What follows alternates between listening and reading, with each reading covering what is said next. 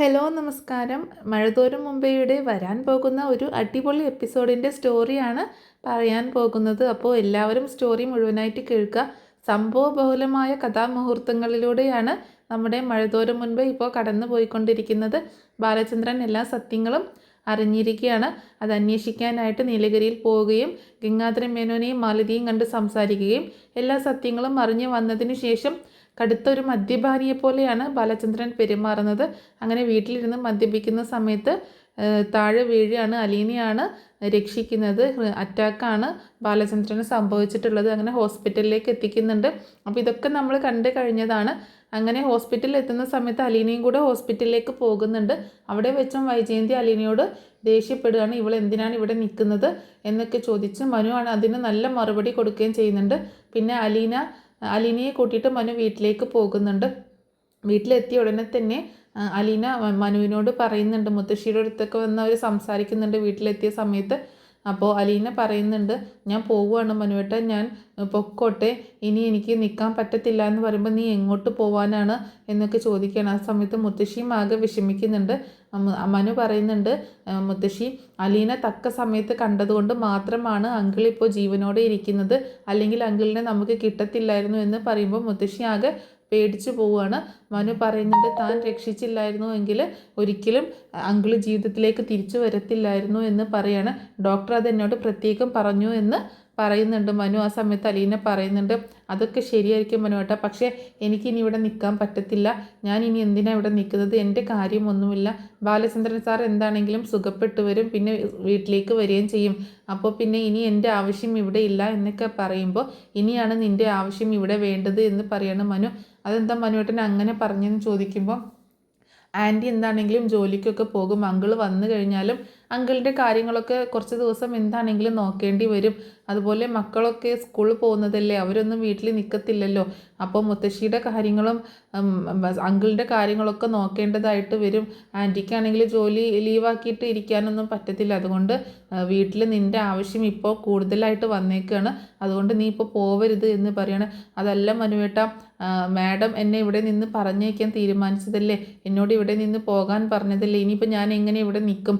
Sir വന്നിട്ട് പോയാൽ മതി എന്ന് മാഡം എന്നോട് പറഞ്ഞതായിരുന്നു. ഇപ്പോൾ സാറ് വന്നല്ലോ, സാറ് ഇനിയിപ്പോൾ അസുഖമൊക്കെ മാറി വീട്ടിലേക്ക് വരും എന്ന് പറയുമ്പോൾ, ആൻറ്റി പറയുന്നതൊന്നും താൻ കേൾക്കണ്ട, ആൻറ്റി എന്തെങ്കിലും പറയുകയാണെങ്കിൽ അതിനുള്ള മറുപടി ഞാൻ കൊടുത്തോളാം, തൽക്കാലം ഞാൻ പറയുന്നത് കേട്ടാൽ മതി എന്ന് പറയുമ്പോൾ മുത്തശ്ശിയും പറയുന്നുണ്ട്, അതേ മോളെ, നീ മനു പറയുന്നത് കേൾക്ക്, നീ പോവല്ലേ, നീ പോയി കഴിഞ്ഞാൽ ഇവിടെ ആകെ പ്രശ്നമായി തീരും, നീ പോവരുത്, ആ തീരുമാനം മാറ്റി എന്നൊക്കെ പറയണം.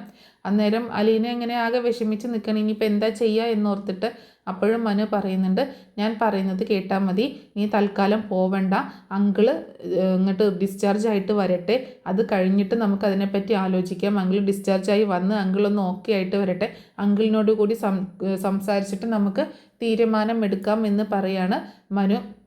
അപ്പോൾ മാഡം അതിനൊന്നും സമ്മതിക്കാൻ സാധ്യതയില്ല എന്ന് അലീന പറയുമ്പോൾ, ആൻറ്റി എന്ത് പറഞ്ഞാലും അതിനുള്ള മറുപടി ഞാൻ കൊടുത്തോളാം, നീ അതിനെക്കുറിച്ച് ഓർത്ത് വിഷമിക്കേണ്ട കാര്യമില്ല.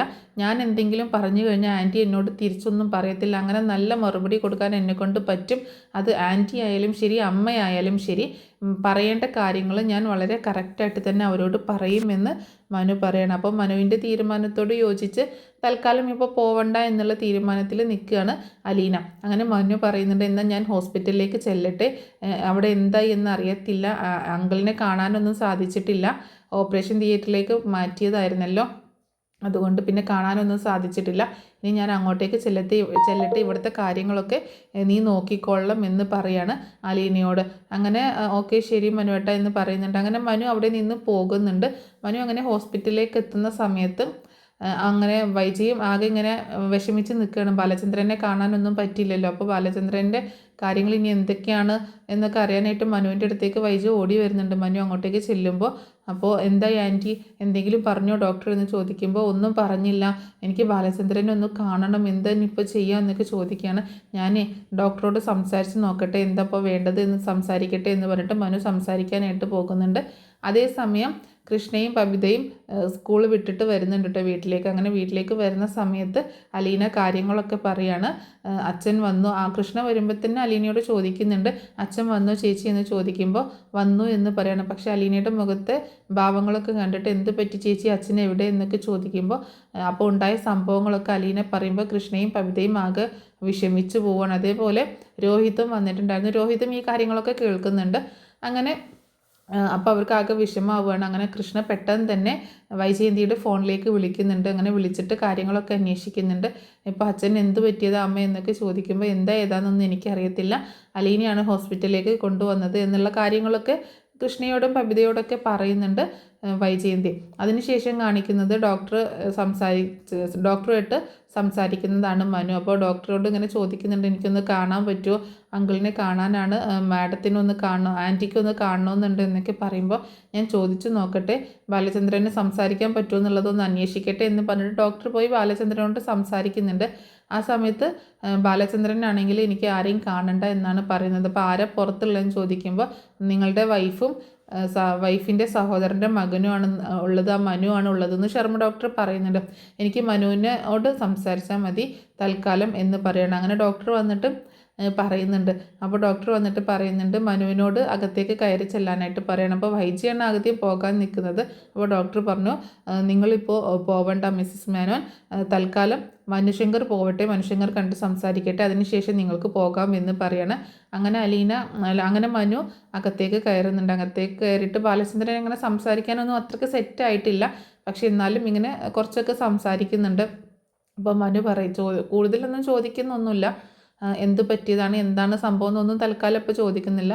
മനു പറയുന്നുണ്ട്, ഞാനിപ്പോൾ അങ്കിളിനോടൊന്നും ചോദിക്കുന്നില്ല, അങ്കിളിന് എന്താ പറ്റിയെന്ന്. 2 ദിവസമായിട്ട് അങ്കിൾ ആകെ ഡിസ്റ്റർബ്ഡ് ആയിരുന്നു എന്ന് എനിക്ക് മനസ്സിലായി, തൽക്കാലം അങ്കിൾ റെസ്റ്റ് എടുക്കുക എന്ന് പറയണം. അപ്പോൾ മനു പറയുന്നുണ്ട്, ആൻറ്റി പുറത്ത് നിൽക്കുന്നുണ്ട്, ആൻറ്റിക്ക് അങ്കിളിനെ കാണണമെന്നുണ്ട് എന്ന് പറയുമ്പോൾ തൽക്കാലം വേണ്ട, ഇപ്പോൾ ഇവിടെ വെച്ച് എനിക്ക് ആരെയും കാണണ്ട, പിന്നീടാവട്ടെ, വീട്ടിൽ ചെല്ലട്ടെ എന്ന് പറയാണ് ബാലചന്ദ്രൻ. എന്തു പറ്റി അങ്കിൾ, എന്താണ് അങ്കിളിന് എന്തെങ്കിലും കുഴപ്പമുണ്ടെങ്കിൽ, എന്തെങ്കിലും ബുദ്ധിമുട്ടുണ്ടോ, ആൻറ്റി ആകെ ടെൻഷനിലാണ് എന്നൊക്കെ പറയുമ്പോൾ എനിക്ക് ആരെയും കാണണ്ട മനു, എനിക്ക് നിങ്ങളുടെ കൈതക്കൽ മാളിക വീട്ടിൽ നിന്ന് ആരെയും കാണണ്ട, നിന്നെ ഞാൻ അതിലേക്ക് കണക്കാക്കിയിട്ടില്ല, തൽക്കാലം നീ മാത്രം വന്നാൽ മതി, ഇനി എനിക്ക് വേറെ ആരെയും കാണണ്ട എന്ന് പറയണം. എന്നിട്ട് ചോദിക്കുന്നുണ്ട്, അലീന എവിടെ എന്ന് ചോദിക്കണം.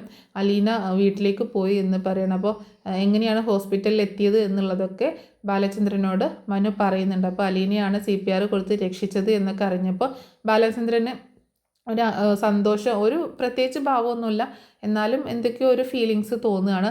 ശരി, എനിക്കിനി ഇച്ചിരി റെസ്റ്റ് എടുക്കണം എന്ന് പറയണം. അങ്ങനെ മനു റൂമിൽ നിന്ന് പുറത്തിറങ്ങുന്നുണ്ട്. എന്നാൽ ശരി അങ്കിൾ, ഞാൻ പുറത്തുണ്ടാകും എന്ന് പറഞ്ഞു പോവണം.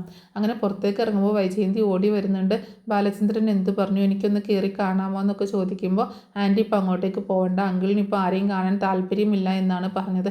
അതെന്താ, എന്നെ കണ്ടാൽ ഞാൻ എന്ത് ചെയ്തിട്ടാണ് എന്നോട് ഇങ്ങനെ വാശിയും ദേഷ്യം കാണിക്കുന്നത്, ഞാനൊന്നും ചെയ്തില്ലല്ലോ എന്നൊക്കെ പറഞ്ഞ് ഇങ്ങനെ പറയുമ്പോൾ അതൊന്നും എനിക്കറിയത്തില്ല ആൻറ്റി തൽക്കാലം ഒരു കാര്യം ചെയ്യേ, ആൻറ്റി ഇവിടെ നിൽക്കണ്ട, തൽക്കാലം ഇന്ന് വീട്ടിലേക്ക് പൊക്കോ, വീട്ടിൽ പോയിട്ട് പോര് എന്ന് പറയാൻ നാളെ വന്നാൽ മതി, തൽക്കാലം ഞാനുണ്ടല്ലോ, ഇനിയിപ്പോൾ ആരെയും അകത്തേക്കൊന്നും കയറ്റത്തില്ല, അപ്പോൾ ഞാനിവിടെ നിന്നോളാം എന്ന് പറയണം.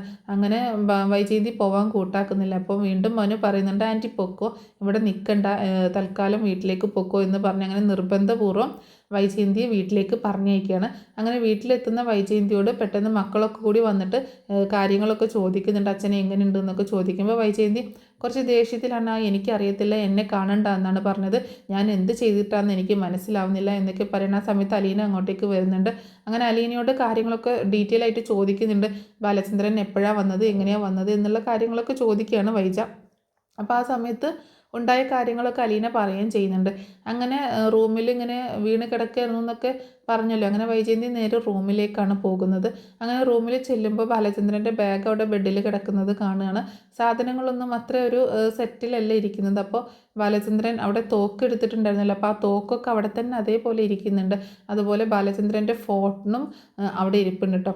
അപ്പോൾ വൈജയന്തി ആ ഫോൺ എടുക്കുകയാണ്. അങ്ങനെ ഫോൺ എടുത്തിട്ട് അതിൽ എന്താണ്, ആരെയാണ് വിളിച്ചത് എന്നുള്ളതൊക്കെ നോക്കാനായിട്ട് ശ്രമിക്കുകയാണ്. അപ്പോൾ അതിൽ വേറെ ആരെയും വിളിച്ചിട്ടൊന്നും ഉണ്ടായിരുന്നില്ല, നമ്മുടെ ആ കടയിലുള്ള ഷോപ്പിലുള്ള ഒരു ആളുണ്ടല്ലോ, ഗോവർദ്ധൻ എന്ന് പറഞ്ഞിട്ടുള്ള അയാളെ വിളിച്ചത്, അയാൾ ഇങ്ങോട്ടേക്ക് വിളിച്ചതും മാത്രമാണ് അതിൽ അറ്റൻഡ് ചെയ്തതായിട്ട് കാണിക്കുന്നത്. അതിൻ്റെ മുന്നേ വൈജി വിളിച്ചതും മനു വിളിച്ചതും ഒക്കെ മിസ്ഡ് കോളായിട്ട് അവിടെ അങ്ങനെ കിടക്കുകയാണ്. അതുപോലെ പിന്നെ ഗംഗാധരനെ ഒന്നും ബാലചന്ദ്രൻ കോണ്ടാക്ട് ചെയ്തിട്ടുണ്ടായിരുന്നില്ല. അപ്പോൾ അതിൽ ആരെയും വിളിച്ചതായിട്ടോ അങ്ങനെയൊന്നും കാണുന്നില്ല. ഒരു പക്ഷേ ഇനി ഒരു സാധ്യതയുള്ളത് ബാലചന്ദ്രൻ്റെ വാട്സപ്പ് എടുത്ത് നോക്കാനാണ്. പക്ഷേ അതിന് അത്ര വലിയ സാധ്യത കാണുന്നില്ല. കാരണം വാട്സപ്പ് എടുത്ത് നോക്കുമ്പോൾ അതിലെ കാര്യങ്ങളൊക്കെ അറിയാനുള്ളൊരു സാധ്യതയുണ്ട്. അലീന വൈജയുടെ മകളാണ് എന്നുള്ളൊരു കാര്യമൊക്കെ വൈജ മനസ്സിലാക്കുമല്ലോ.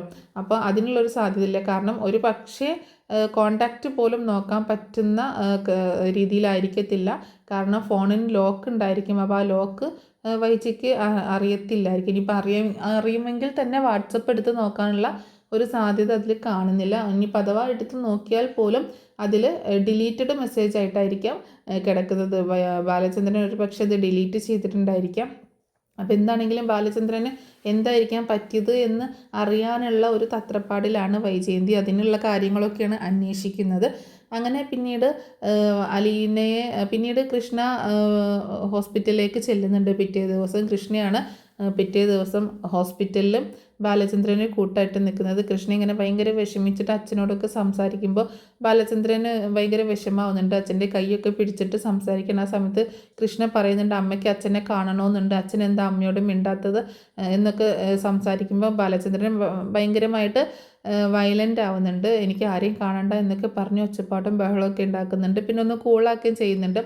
അതുപോലെ കുറേ സംഭവങ്ങൾ വരാനായിട്ട് പോകുന്നുണ്ട്. അതുപോലെ മനു അതുപോലെ നമ്മുടെ ബബിതയും ഒക്കെ ഹോസ്പിറ്റലിൽ വരുന്നുണ്ട്. ബബിതയുടെ ഫോണ് വാങ്ങി ബാലചന്ദ്രൻ പരിശോധിക്കുന്ന ഒരു സീനൊക്കെ കാണിക്കുന്നുണ്ട് കേട്ടോ. ബബിതയെ പറ്റി കുറച്ച് നിഗൂഢതകൾ ഉള്ളത് കൊണ്ട് അത് കൃഷ്ണയിൽ നിന്ന് അറിഞ്ഞത് കൊണ്ട് ബബിതയുടെ ഫോണൊക്കെ വാങ്ങിച്ച് പരിശോധിക്കുന്ന ഒരു സീനുണ്ട്. അപ്പോൾ ബബിതയാണെങ്കിൽ ആകെ പേടിച്ച് നിൽക്കുകയാണ്. ഇതൊക്കെ നീ അറിയോ എന്നോർത്തിട്ട് ബബിതയുടെ ഒരു കേസൊക്കെ വരുന്നുണ്ട് കേട്ടോ. കാരണം ബബിതയ്ക്ക് ഒരു പ്രണയമൊക്കെ ഉണ്ട്. അത് അത്ര നല്ല പ്രണയമൊന്നുമല്ല. അപ്പോൾ അതിൻ്റേതായിട്ടുള്ള കുറച്ച് പ്രശ്നങ്ങളൊക്കെ ഉണ്ടാക്കുന്നുണ്ട്. കാരണം വൈജ മക്കളുടെ കാര്യത്തിലൊന്നും വല്ലാണ്ട് അന്വേഷിക്കുക ഇടപെടുകയൊന്നും ചെയ്യാത്തത് കാരണം മക്കൾ തോന്നിയതുപോലെയാണ്. അപ്പോൾ വൈജയുടെ ഏകദേശം ഒരു ക്യാരക്ടറിലാണ് ബബിത വളർന്നു വരുന്നത്. അപ്പോൾ ബബിതയ്ക്ക് കണ്ണും മൂക്കൊന്നും ഇല്ലാതെ ഓരോ അബദ്ധത്തിൽ ചെന്ന് വീഴുന്നൊക്കെ ഉണ്ട്. ബാലചന്ദ്രൻ കൂടുതൽ സ്ട്രിക്റ്റായി മാറുകയാണ് മക്കളുടെ കാര്യത്തിലൊക്കെ പിന്നീട് അങ്ങോട്ടേക്ക്. അങ്ങനെ പിന്നീട് അലീനയെ പറ്റി അന്വേഷിക്കുന്നുണ്ട്. അപ്പോൾ അലീന വീട്ടിലാണല്ലോ, അലീന ഹോസ്പിറ്റലിലേക്ക് വരുന്നില്ല, വൈജ സമ്മതിക്കുന്നില്ല. പിന്നീട് രോഹിത്തൊക്കെ ഹോസ്പിറ്റലിൽ വരുന്നുണ്ട്. അച്ഛൻ്റെ കാര്യങ്ങളൊക്കെ അന്വേഷിക്കാനും ഒക്കെ ആയിട്ട് രോഹിത്തും ഹോസ്പിറ്റലിലേക്കൊക്കെ വരുന്നുണ്ട്. അതുപോലെ കമലയാണെങ്കിൽ വിളിച്ചിട്ട് ഗംഗാധരനെയും മാലതിയും കാര്യങ്ങളൊക്കെ അറിയിക്കുന്നുണ്ട് കേട്ടോ. ഇങ്ങനെ ബാലചന്ദ്രൻ ഇങ്ങനെ ഹോസ്പിറ്റലൈസ്ഡ് ആയ കാര്യം അറിയിക്കുകയാണ്. അത് കേട്ടപ്പോൾ അവരാകെ ഷോക്കാവുകയും അവർ പിന്നെ ബാലചന്ദ്രനെ കാണാനായിട്ട് ഹോസ്പിറ്റലിലേക്ക് വരുമ്പോൾ വൈജയുമായിട്ടൊരു പ്രോബ്ലമൊക്കെ ഉണ്ടാകുന്നുണ്ട്. വൈജയുമായിട്ട് വഴക്കൊക്കെ ഉണ്ടാകുന്നുണ്ട്. നിങ്ങൾ തമ്മിൽ എന്തെങ്കിലും പ്രശ്നമുണ്ടോ, നീ എന്തെങ്കിലും അവനോട് മോശമായിട്ട് പെരുമാറിയിട്ടുണ്ടോ, ബിഹേവ് ചെയ്തിട്ടുണ്ടോ എന്നൊക്കെ ചോദിച്ച് വളരെയധികം രോഷമായിട്ട് തന്നെ ഒരു ദേഷ്യത്തോടു കൂടി തന്നെ ഗംഗാധരൻ സംസാരിക്കുമ്പോൾ വൈജയും ആകെ ദേഷ്യപ്പെടുന്നുണ്ട്. വൈജയ്ക്ക് എന്ന് പറഞ്ഞാൽ 3 ആങ്ങളമാർക്കൊരു പെങ്ങൾ എന്നാണെങ്കിലും വൈജയ്ക്ക് ഭയങ്കര ദേഷ്യവും വാശിയൊക്കെ ഇച്ചിരി കൂടുതലാണ്. അപ്പോൾ ചേട്ടന്മാരാണെങ്കിലും അവരോടൊക്കെ കുറച്ച് വാശിയിലും ദേഷ്യത്തിലൊക്കെ തന്നെയാണ്. വൈജ വിചാരിച്ച കാര്യം നടക്കണം എന്നുള്ള ഒരു രീതിയിൽ. അതുപോലെ വൈജയുടെ കുറേ കാര്യങ്ങളൊന്നും നടന്നില്ലല്ലോ, കുറേ കാര്യങ്ങൾക്ക് ഇവർ തടസ്സമായിട്ട് നിന്നതല്ലേ, അതിൻ്റെ കുറച്ച് വാശിയും ദേഷ്യമൊക്കെ അവരോട് കാണിക്കാറുണ്ട്. അപ്പം കൂടുതലായിട്ട് വൈജയോട് എതിർക്കാനും ഒക്കെ പോയി കഴിഞ്ഞാൽ നല്ല രീതിയിൽ വൈജ സംസാരിക്കുകയും ചെയ്യും. അപ്പോൾ അതുകൊണ്ട് തന്നെ കൂടുതലായിട്ടൊന്നും ഇതാക്കുന്നില്ല. പക്ഷേ വൈജയോട് ഇവർ പറയുന്നില്ല കേട്ടോ ബാലചന്ദ്രൻ അവിടെ വന്നിരുന്നു എന്നുള്ളതും കാര്യങ്ങളൊക്കെ മനസ്സിലാക്കി എന്നുള്ള കാര്യമൊന്നും വൈജയോട് ഗംഗാധരനോ മാലതിയോ ഒന്നും പറയുന്നില്ല. പക്ഷെ അവർ മാറി നിന്ന് സംസാരിക്കുന്നുണ്ട്. ആ ഒരു പ്രശ്നം കൊണ്ടാണ് ബാലചന്ദ്രൻ ഇങ്ങനെ വന്നത്, ബാലചന്ദ്രൻ്റെ ഈ ഒരു അവസ്ഥയ്ക്ക് ശരിക്കും കാരണക്കാർ നമ്മളും കൂടിയല്ലേ എന്നൊക്കെ ഇങ്ങനെ പറയുന്നുണ്ട്. അപ്പോൾ വൈജയോട് ഇതിനെ പറ്റിയൊന്നും സംസാരിക്കുന്നില്ല. പിന്നീട് വൈജയോട് ബാലചന്ദ്രൻ ദേഷ്യപ്പെടുന്നൊരു സീൻ കാണിക്കുന്നുണ്ട്. അതിൽ വൈജ നന്നായിട്ട് എതിർക്കുന്നതും വൈജ ഒരുപാട് ദേഷ്യപ്പെടുന്നതും ഒക്കെ കാണുന്നുണ്ട്. മിക്കവാറും തൻ്റെ സ്വത്തിൻ്റെ ഒരു പങ്ക് അലീനയ്ക്ക് എഴുതി കൊടുക്കുന്നതിൻ്റെ ഒരു പേപ്പറായിരിക്കാം ബാലചന്ദ്രൻ അതിൽ കാണിക്കുന്നത്. തൻ്റെ സ്വത്ത് വീതം വെക്കുന്നതും അതിൽ ഒരു പങ്ക് അലീനയ്ക്ക് കൂടി അവകാശപ്പെട്ടതായിട്ട് ബാലചന്ദ്രൻ എഴുതി വെക്കുന്നതും ആയിരിക്കാനാണ് ഒരു സാധ്യതയുള്ളത്. അപ്പോൾ എന്താണെങ്കിലും ഭയങ്കരമായിട്ട് ദേഷ്യപ്പെടുന്നുണ്ട് വൈജ. പക്ഷെ ആ സമയത്ത് ബാലചന്ദ്രൻ നന്നായിട്ട് വൈജയോട് ഷൗട്ട് ചെയ്യുന്നുണ്ട്. ആ സമയത്താണ് ബാലചന്ദ്രൻ്റെ അടുത്തേക്ക് വൈജ ചെല്ലുന്നത്. അത്രയും നാളും ബാലചന്ദ്രൻ കാണാൻ കൂട്ടാക്കിയിട്ടുണ്ടായിരുന്നില്ല വൈജയെ.